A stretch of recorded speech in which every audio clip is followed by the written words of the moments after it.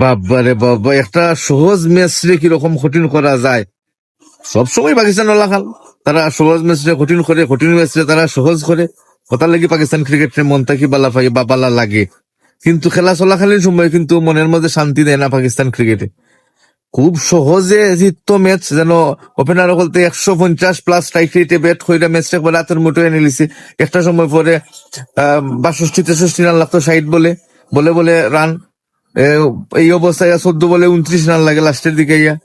সেখানে ফাইম আশরাফে যদি তিনটা সিক্স না মারতো, তাহলে তো ম্যাচ আসার হয়ে যেত কি।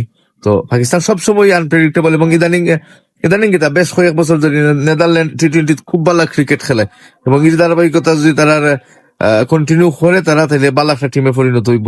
যদি আইসিসি তার একক আধিপত্য বাদ থাকি বাড়াই আইতে পারে, তাহলে এটা বালা দিক ক্রিকেটের লেগে। আর পাকিস্তান তো বরাবরই সব সময় আনপ্রেডিক্টেবল বা অপ্রত্যাশিত দল। তো অবশেষে স্বস্তির জয় লিয়া পাকিস্তান বড় গেছে। দেখা যাক টুর্নামেন্ট কেতা হয়, যদিও আমরা টুর্নামেন্টও নাই, হতাশা থাকলেও ক্রিকেট থেকে তো আর দূরে থাকা যাইতো না।